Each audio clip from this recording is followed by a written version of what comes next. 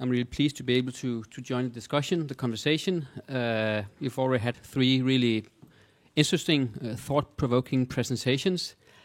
I've written or composed a presentation called "The Long March in or Through the Institution," and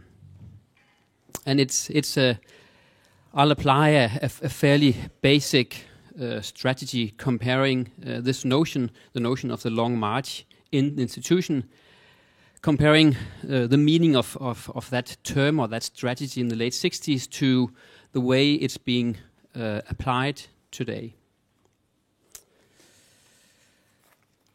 And I'll start with a quote. "The revolution is not a quick act that takes place once and transforms everything right away. The revolution is a long, complex process. 2 years ago, we were just a bunch of small esoteric groups believing we were the world spirit. Today, the movement is thousands of people. But the transformation process will be what I have termed a long march through the existing institutions." This is Rudi Dutschke in 1967 in a debate in Hamburg on the nature of the West German student movement. Picking up a term, the Long March, used by Mao to describe the 1935 9,000 kilometers long retreat and regrouping of the Red Army of the Communist Party of China, Dutschke affirmed his belief in a revolutionary transformation of capitalist society. Dutschke was, of course, not alone in developing an idea of a progressive use of the institutions of capitalist society at that time. In the late 1960s, both the anti-authoritarian New Left as well as parts of the artistic avant-garde shared a belief in the need to transform society through the existing institutions. In retrospect, many concepts and ideas from the late 1960s today often appear as somewhat problematic, if not to say difficult to put into use, after the heydays of agitated critique waned and were replaced by repression or depression or new neoliberal modes of being. But somehow the idea of a long march through the institutions does not seem completely out of date. Ideas like cultural revolution or workers' self-management carry their historical weight in a more obvious manner than the idea of a long march through the institutions.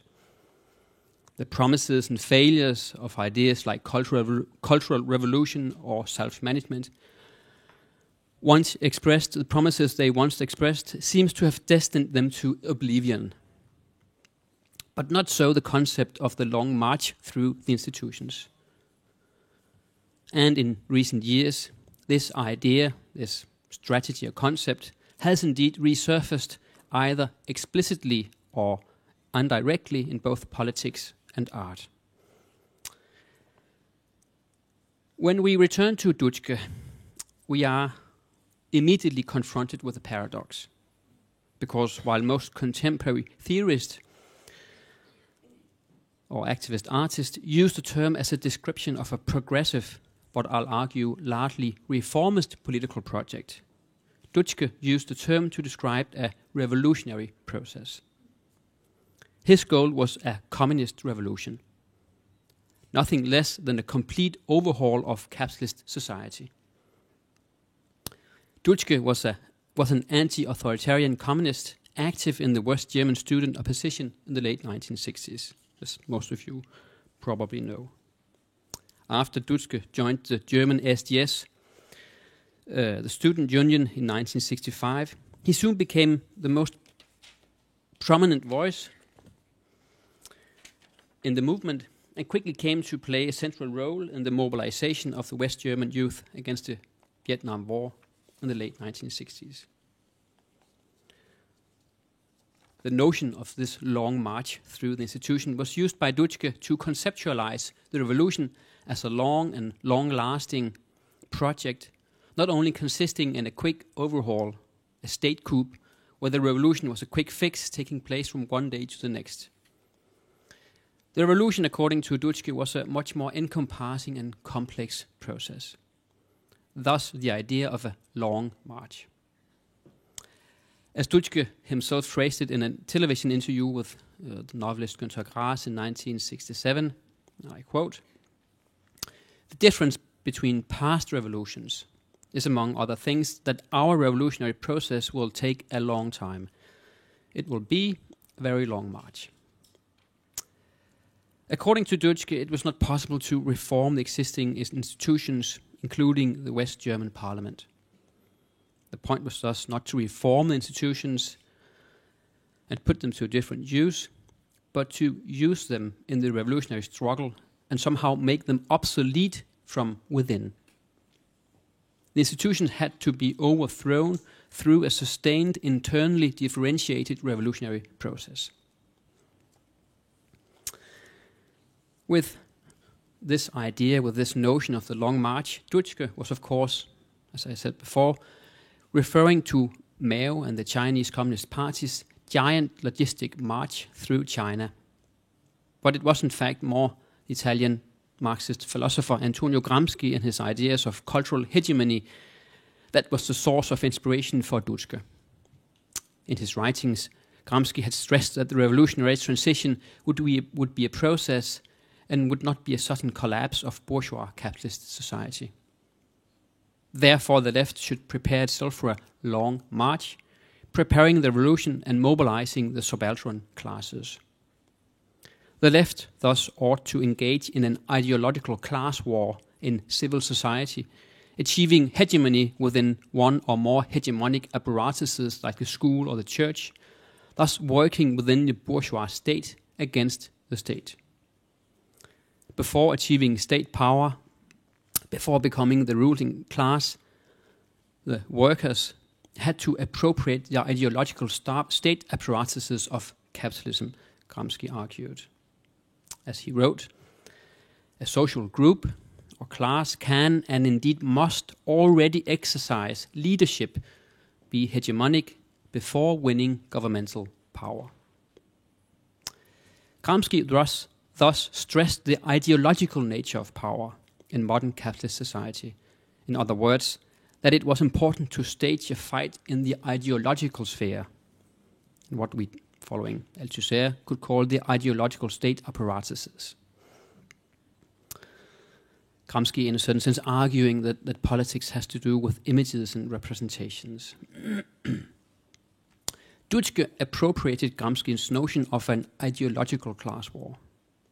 And the ideological aspect of the class war was indeed strikingly visible in Berlin and West Germany at the time, not least because of the Springer press, whose defamations and willful misrepresentations not only obstructed any rational debate, but also posed a real physical danger to the students, as became visible in the shooting of Benno Ohnesorg in 1967 by an undercover cop. Ohnesorg died immediately, but also became apparent in the shooting of Dutschke himself by a right-wing militant a year later. Dutschke survived but died 10 years later due to complications related to the shooting. Dutschke's vision of a long march through the institutions was based on a firm belief in the possibility of radical historical change. The final years of the 60s were indeed dramatic. The decolonization process was still ongoing, with liberation movements in places like Mozambique and Bolivia, assassinations of anti-colonial freedom fighters like Patrice Lumumba and Mohamed Bashiri. The Vietnam War was polarizing populations all over the world, and since the early 1960s, workers in Western Europe had started protesting and striking, and in the US, the Black movement was leaving behind its earlier civil society approach in favor of a more militant position, exemplified by the creation of the Black Panther Party. So, in other words, social unrest was fast becoming the order of the day. That's, of course, the historical context of Rudi Dutschke's notion of this long march through the institution. The development in Latin America was especially inspiring.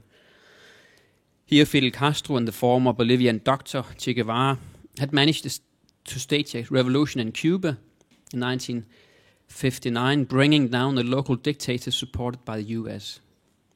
Cuba became an important platform for the anti-imperialist struggle, calling for a global revolution and actively supporting guerrilla groups in Chile, Nicaragua, Congo, among other places.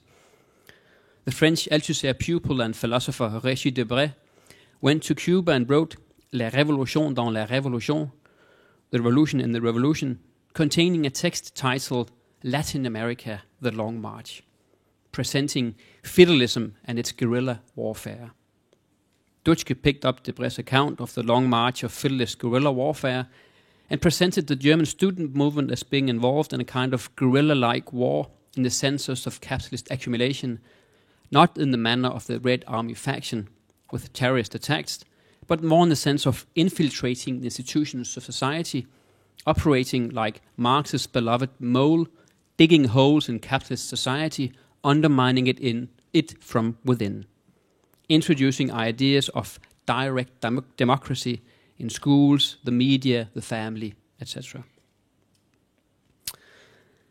Dutschke's notion of the Long March was part of a larger rediscovery of earlier revolutions that took place in the years from the mid-1960s to the early 1970s, where militants, workers, students, etc., reached back and reconnected with the great proletarian offensive from 1917 to 1921 that effectively shook capitalist society. For his part, Dutschke not only rediscovered Georg Lukács and Lenin, but found the Dutch and German council communists, as well as read Gramsci and Bodiga, coming up with plans for the creation of an autonomous Berlin Commune based on the lessons of the Paris Commune, but also the short-lived Bavarian Council Republic in Munich in 1919. And my presentation is composed of 3 parts, this being the first part about Dutschke's the notion and what he meant by this idea of a long march through the institution. The next section is about the contemporary in the 60s avant-garde and its attempt to also somehow in different ways work either outside or inside the institution, trying somehow to dismantle the institution, and then ending up in the contemporary context, discussing different contemporary attempts to put this notion into circulation again. And I'm of course critical towards these attempts. The partial rediscovery of earlier transgressive projects, of course, also took place within art in the 60s, where the so-called neo-avant-garde revisited the interwar avant-gardes and their different attempts to either critique or ridicule the institutional status of art, or give art a function outside the confines of the art institution. Avant-garde groups like the Situationist International sought to not only continue the projects of Dada and Surrealism, but to give them a more pronounced and explicitly revolutionary dimension, resulting in the discussion or quarrel in 1962 within the Situationist group about the redundancy of art. The redundancy of art both in the narrow sense of the artistic media, but also the redundancy of art in the sense of the art institution in general. But this quarrel that took place in 1961-62 about the redundancy of art had to do with the question of the ability of art to function as a means for revolutionary critique in capitalist society. A society that depended more and more on the production and circulation of images of the pleasant life filled with commodities or representations of the threat of nuclear extension. So somehow here, the Situationist or Debord meet Gramsci, what all of them are somehow able to decipher or analyze is the coming into being of what the Situationist or Debord called the society of the spectacle, the coming into being of a new type of capitalist control or domination that has to do with images or representation. And that's of course also why art somehow is still of relevance, perhaps. So we could discuss that afterwards. The fraction of the Situationist group led by Guy Debord sought to leave the institution of art behind engaged in what they termed a revolutionary art of war, not only analyzing the society of the spectacle and its image-based forms of domination, but also practicing a subversive behavior in the margins of society, living the revolution within a hostile and occupied environment. A different approach was presented by the artistic practices that came to be known as institutional critique. Instead of trying to leave the institution, artists like Daniel Buren, Hans Hage, and Michael Asher all sought to expose the institutional framework and the artistic or aesthetic norms of modern art, sought to do that from within on the basis of a view of the impossibility of exiting the institution.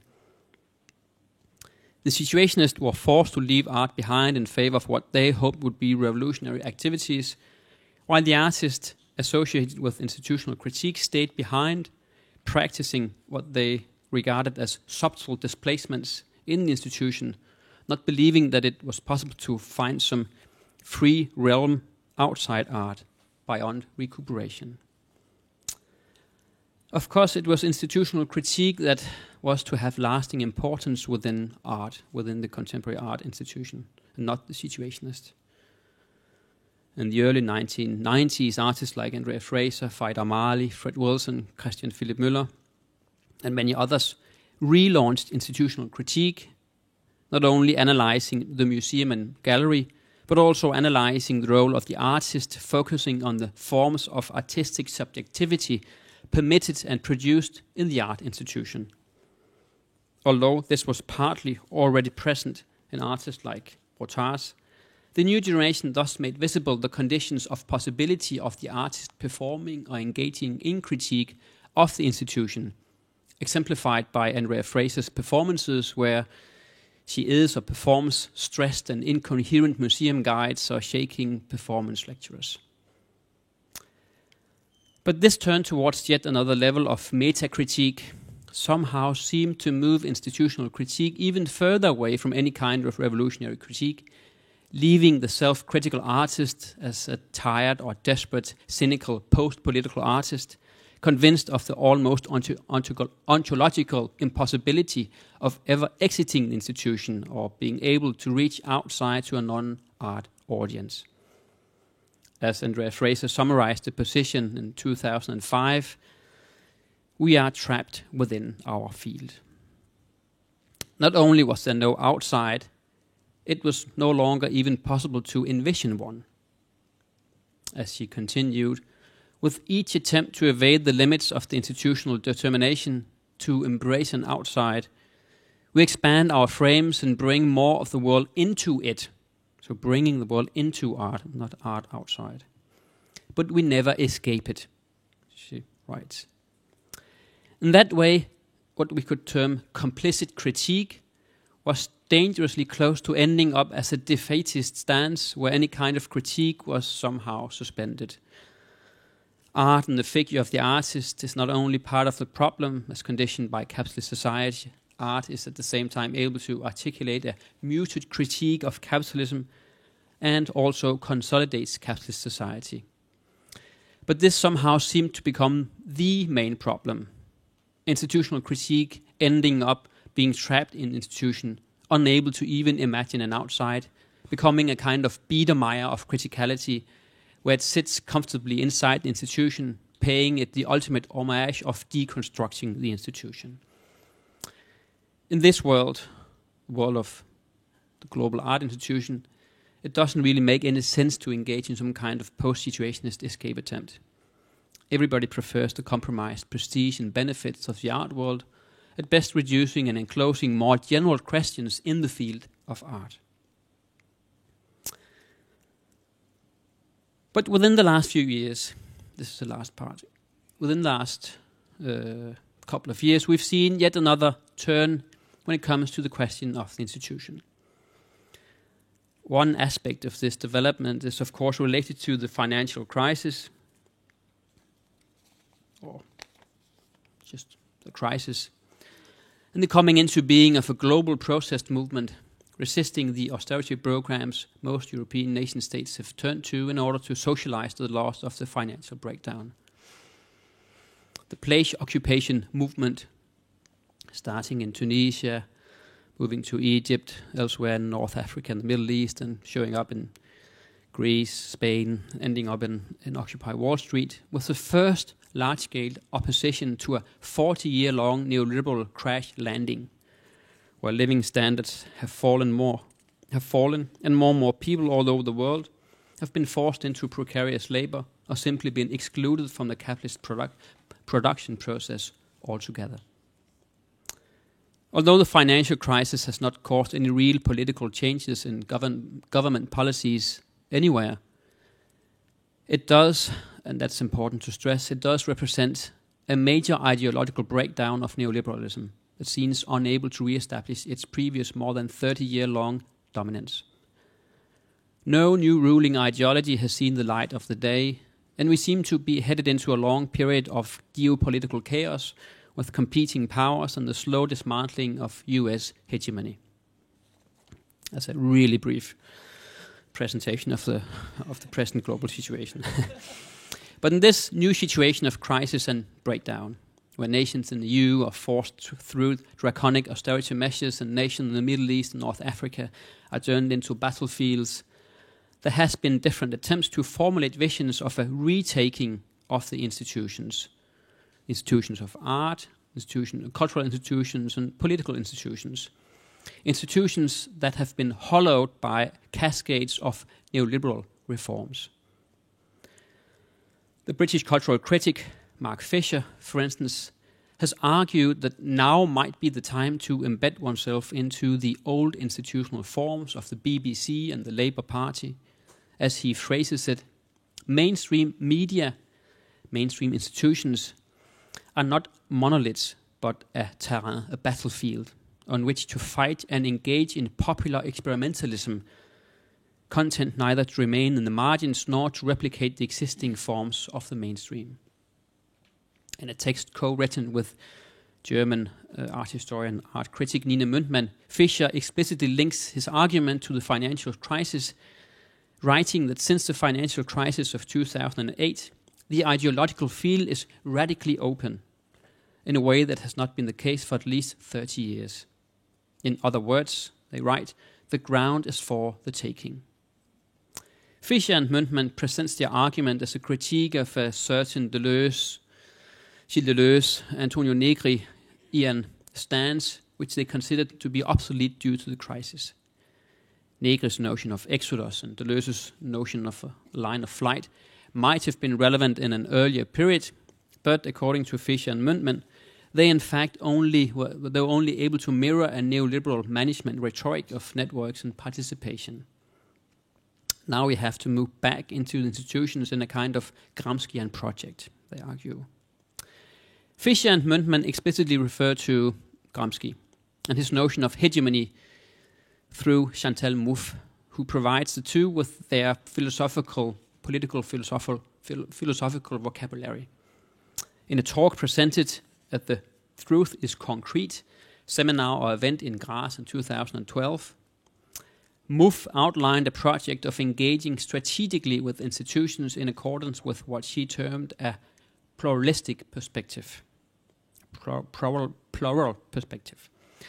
In opposition to attempts to move beyond the institution, Mouffe advocates for a return to the institution, using them to, as she writes, challenge the dominant consensus, help produce a new common sense, effectively breaking down the hegemonic order.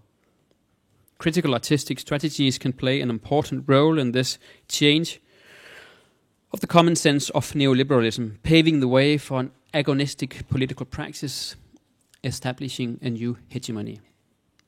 Mouffe writes, the long march through the institutions cannot be averted, she writes. The problem with both Mouffe and Fischer's discourse is, I'd argue, that none of them actually envisioned the long march through the institution as a genuinely revolutionary process.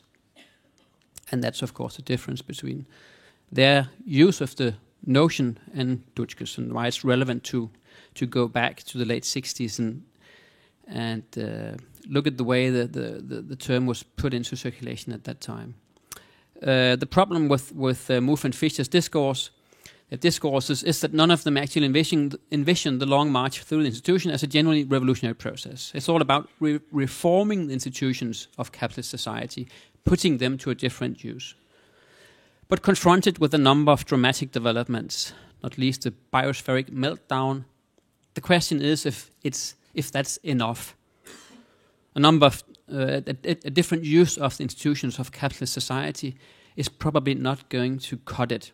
You cannot just put them to a different use.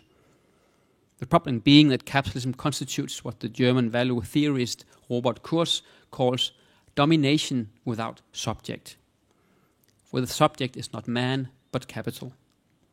It's thus not a question of the wrong class running the economy or running or controlling the institutions. The economy as such is the problem. The labor-mediated form of social relations of capitalism has acquired a life of its own, independent of the individuals that participate in its constitution, developing into an objective system in which the circulation of money as capital is an end in itself, as Marx wrote once. Running the institution of capitalist society and controlling the production of surplus value equals controlling your own alienation.